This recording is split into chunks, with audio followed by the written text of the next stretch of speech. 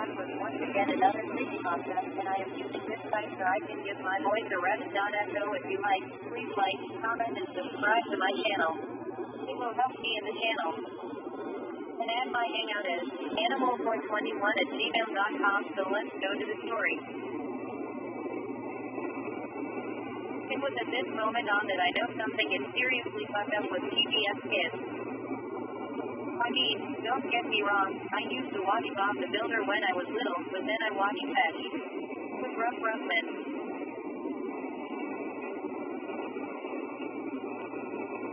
It was everything I hoped to watch growing up, sometimes shortened as Fetch. It is an American animated television series that was in something like a reality game show that is hosted by an animated anthropomorphic dog named Ruffman, who dispenses challenges to the show's real-life contestants. The series ran for 5 seasons and 100 episodes from May 29, 2006 to November 4, 2010 on PBS, with 30 contestants in the time. In June 2010, WGBH announced that the series was delayed due to lack of funding. In June 2008, the series received its first Emmy for Best Original Song for its theme. It's currently airing reruns on the PBS Kids 24/7 channel.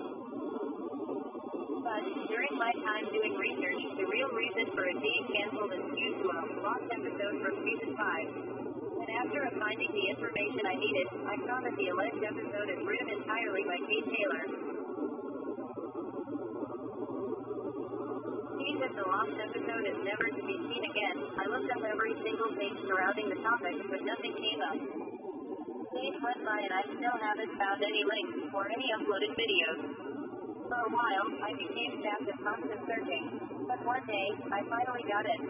It was an Audi file sent by my good buddy, John. He wrote me an email, and this is how it went.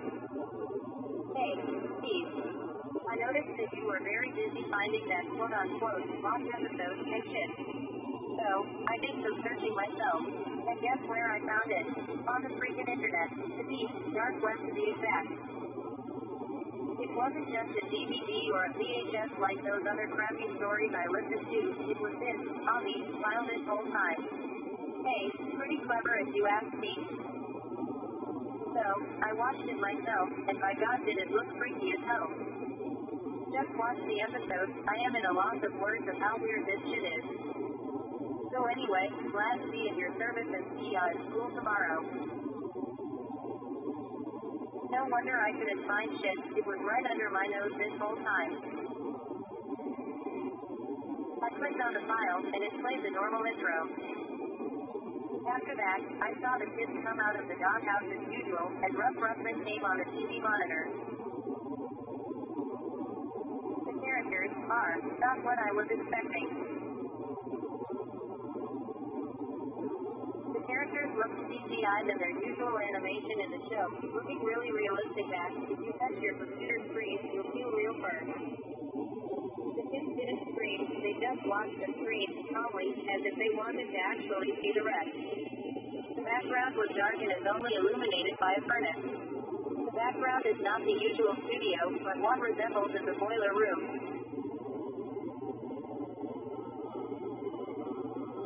Even though Ruffman is normally voiced by Jim Conroy, the way the character looks made me uneasy. His wolf-like eyes gave a sudden glare and his teeth looked like real fangs, yellow and long with dumb black and scars. His paws looked like a human hands with long, dagger-like claws, like that of a werewolf. His round body had stretch marks and has a long stitch mark from his pelvis to his chest. He would periodically give the kids a wide, penicillin grin that gave me goosebumps. He would even sometimes lift his yellowish fang hungrily, like a cat ready to pounce on an unsuspecting mouse. Speaking of cats, Blossom was cringing to look at as well. She had mangled black fur, but she did have a mouth, but I could hardly see it due to the fog on an oxygen mask she wears. Her arms were replaced with robotic ones, and she wore patches of human skin sewn together to make an apron. Some parts of the apron are human faces, showing agony and pain on them. She didn't wear any glasses, but human eyes, as if she replaced her own for the eyes of a man or a woman. Yet she couldn't afford contact lenses, I thought to myself. Under the mask, I could hear her breathing in and out, like the sound of a person wearing a gas mask. Jed resembled the rat Muncie from the movie Brain Dead, only he had brown short fur with inky black eyes. Okay, let me stop describing the characters and move on with the episode. Ruffman says that the kids are to go in separate teams and head to 2 different countries and states, New Orleans, Louisiana, and Chernobyl, Russia. The 2 teams head for their destinations and talk to a couple of locals about the events that took place. It seems like an average education episode as usual, but I couldn't help but think that something is gonna go downhill from there. And for a few moments left in the episode, I was proven correct.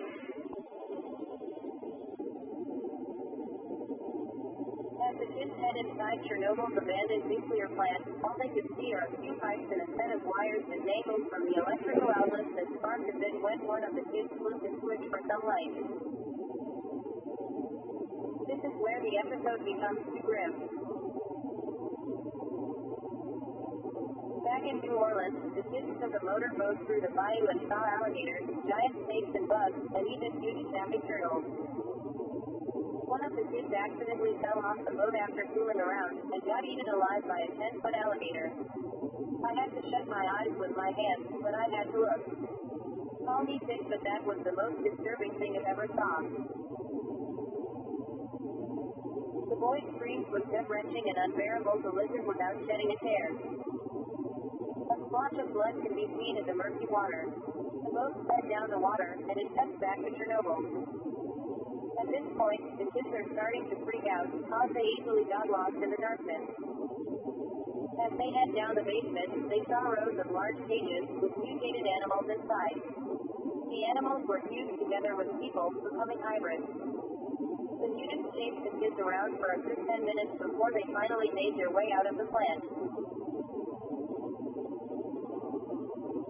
It cuts to Ruffman and Blossom playing a game of hangman with the viewers, who was standing next to a chalkboard with a drawing of the usual hanging post.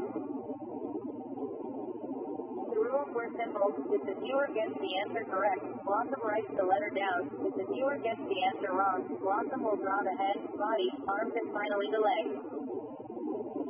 But she didn't need a chopstick. She used her sharp, metallic finger to draw or write on the board, making me cover my ears in pain.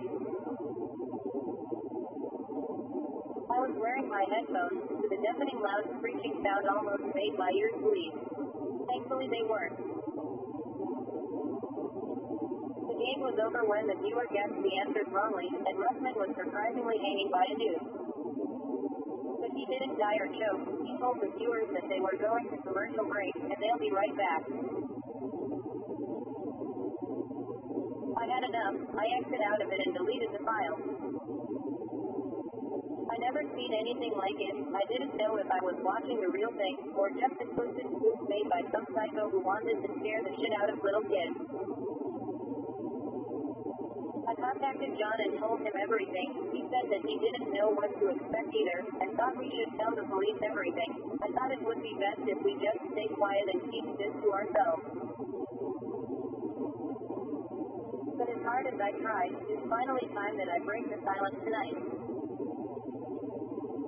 I don't know if Fetch. If Ruffman is on YouTube or not, since I don't watch it anymore.